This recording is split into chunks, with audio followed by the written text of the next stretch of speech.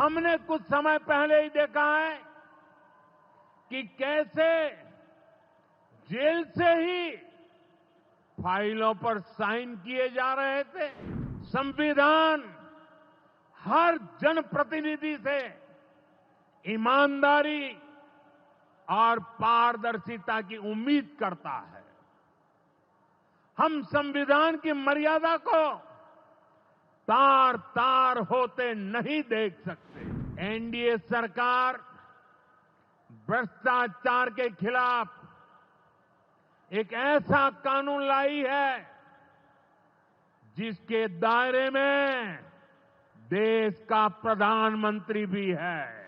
प्रधानमंत्री हो या मुख्यमंत्री या फिर कोई भी मंत्री, उसे गिरफ्तारी के 30 दिन के अंदर जमानत लेनी होगी और अगर जमानत नहीं मिली तो 31वें दिन उसे कुर्सी छोड़नी पड़ेगी। भाई और बहनों, आपके आशीर्वाद से, देश के अटूट भरोसे के कारण साल 2014 में प्रधानमंत्री के तौर पर शुरू हुआ मेरा सेवा काल, ये सेवा काल निरंतर जारी है। इतने वर्षों में हमारी सरकार पर भ्रष्टाचार का एक भी दाग नहीं लगा। जबकि आजादी के बाद कांग्रेस की सरकारें जो 60-65 साल तक सरकार में रही है, उनके भ्रष्टाचार की लंबी लिस्ट है। आरजेडी का भ्रष्टाचार तो बिहार का बच्चा बच्चा जानता है। मेरा साफ मानना है कि भ्रष्टाचार के विरुद्ध लड़ाई को अगर अंजाम तक पहुंचाना है तो कोई भी कार्रवाई के दायरे से बाहर नहीं होना चाहिए। आप सोचिए, आज कानून है कि अगर किसी छोटे सरकारी कर्मचारी को 50 घंटे तक हिरासत में रख दिया तो अपने आप वो सस्पेंड हो जाता है। ड्राइवर हो, छोटा क्लार्क हो, प्यून हो, उसकी जिंदगी हमेशा हमेशा के लिए तबाह हो जाती है।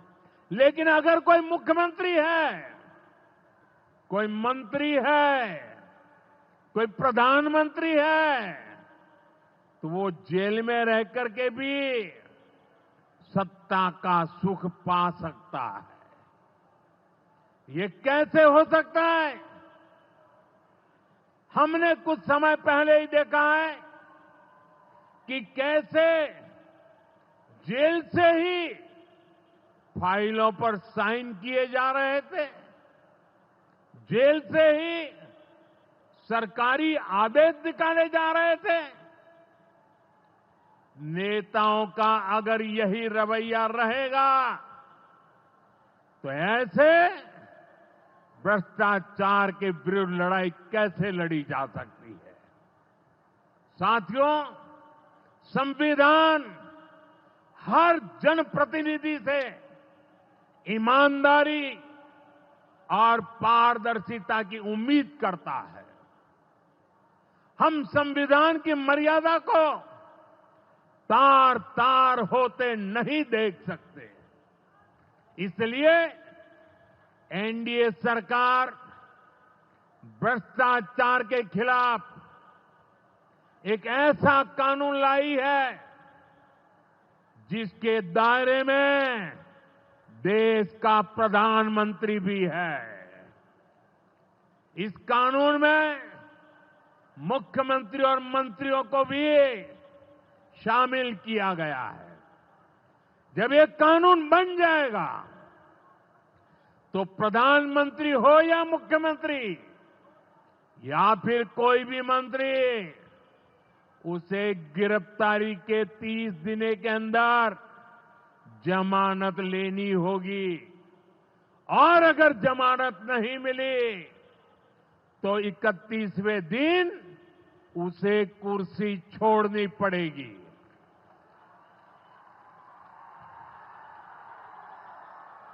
आप कहिए भाइयों, जो जेल जाए उसने कुर्सी छोड़नी चाहिए कि नहीं छोड़नी चाहिए?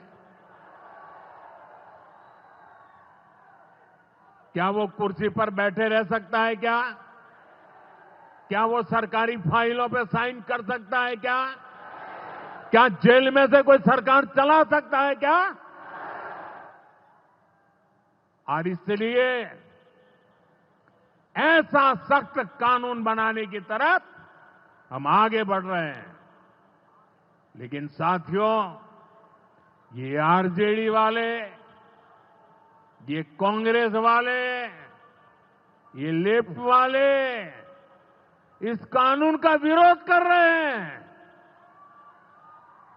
ये बहुत गुस्से में है